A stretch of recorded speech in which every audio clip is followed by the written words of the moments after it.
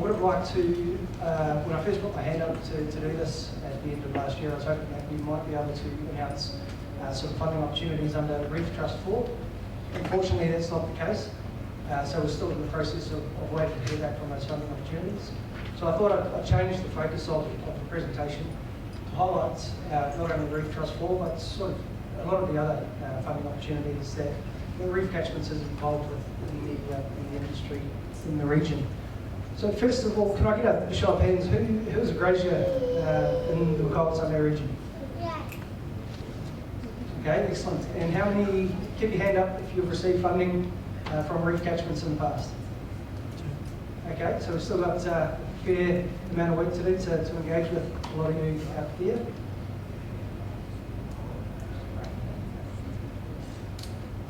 So as Charlie mentioned before, the funding into the Mackay Whitsunday region across all industries has been heading downwards over the last couple of years. I don't know who remembers Reef Rescue, which was a program that we ran from 2008 to 2013. During that program, so we had about $1 million a year investment into the grazing industry. Following on from that program was Reef program, and from there the investment into the grazing industry was reduced to approximately a couple $100,000 a year. After that investment, grazing was no longer deemed eligible by the funding bodies. So we set about trying to secure other opportunities and funding for the grazing industry. So saying that, the funding priorities are largely set by the funding bodies and using best available science. So saying that, during the 2016-17 financial year, we've had 3 main projects available which landholders have been able to engage with to be able to access funding for improved water quality or biodiversity outcomes, pest and weed sort of outcomes. So in 2016-17, Reef Catchments was successful in gaining some funding through the Queensland Government, Department of Natural Resources and Mines. And we basically, it was a continuation of management practice adoption to improve water quality. It was reduced in the amount of money available, but just to be able to continue with providing incentive to the industry to adopt this management practice and be able to access the funding. Additional to the funding through Queensland State Department, we had pest and weeds funding. So the main outcome for Graziers with that particular funding has been the feral pig control program. And I'll show you a picture of it later on where we've been working with that. And recently, for those that have been involved within our funding grants before, you probably received an email towards late last year about inland biodiversity. So while the program is deemed inland biodiversity, there's still plenty of outcomes for graziers. So there's riparian fencing, land type fencing, off-stream water endpoints, weed control, pest control, those types of activities were all eligible under that inland biodiversity program.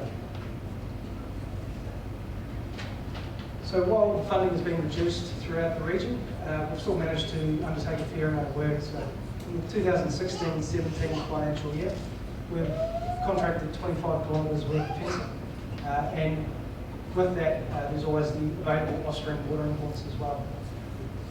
Part of the grazing component is developing property plans. So we're always working with landholders to try and lay forward a 10-year plan of ways that we can work with landholders to improve the property, working with them to identify the best areas.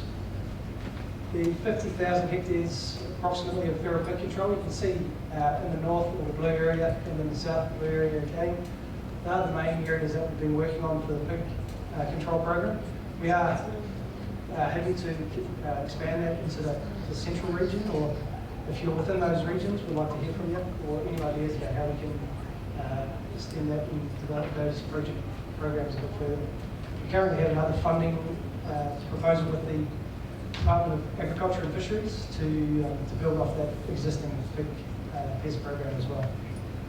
And just, I suppose, a point of note, at the moment, all of these projects that we've been implementing this year are fully extended. So now is the ideal time to be able to, if you are interested in any opportunity, potential funding moving forward, is to put your name on the list, and I'll go through a few ways that you can keep in touch. but then ready for basically rollout from July 1 if we are successful in gaining new additional funding. So the current funding, the continuing funding is the Inland Biodiversity Project. So we'll be sending out an email and advertising through various sources a new funding round in the new financial year, and that will again be looking to protect matters of national environmental significance. So if your property has threatened species or vegetation communities on your property or adjacent to your property, you're eligible for funding.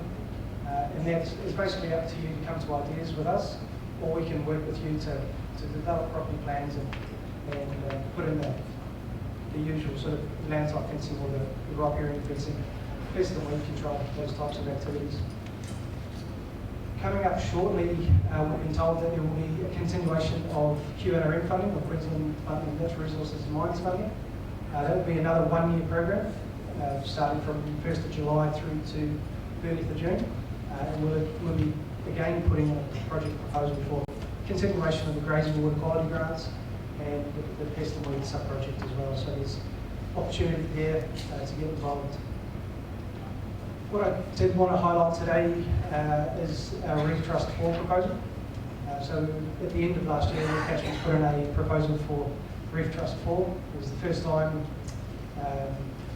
Reef Trust 3 was specifically for within our region for sugarcane.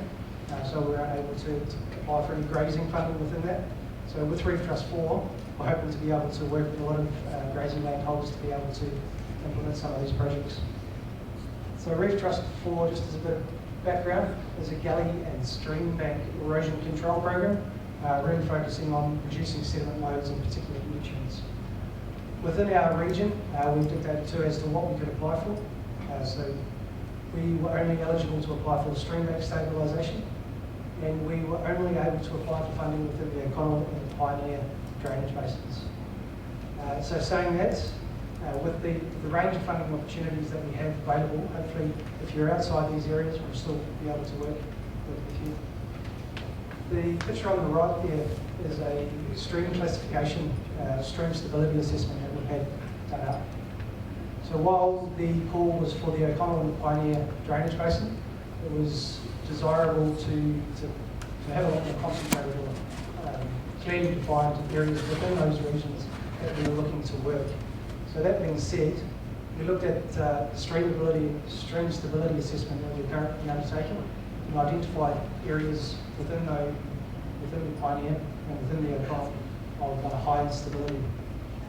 And they were, you can see the highlights there. So basically the Andromache River in the north and the O'Connell, the two within the O'Connell drainage basins that we're looking to work on. And including St Helens and Murray Creek as well. So they would fall within the O'Connell. And the stability assessment really highlighted the Upper Cattle Creek sub-catchment as well, and the Pioneer as a really high priority for erosion control and stream bank erosion control. So within those projects, the types of activities that will be eligible for funding, predominantly on grazing land, so riparian fencing again and off-stream water imports, revegetation of stream bank, and that could be either using active or passive means, so getting up there, clearing and planting, or just allowing for the natural regeneration, and training and extension packages. So while we are restricted as to where we can work, we'd like to hold a lot of field days, demonstration days, workshops, develop a range of resources and tools that we can then be able to bring people into outside those eligible areas and try and take some of those lessons back throughout the region.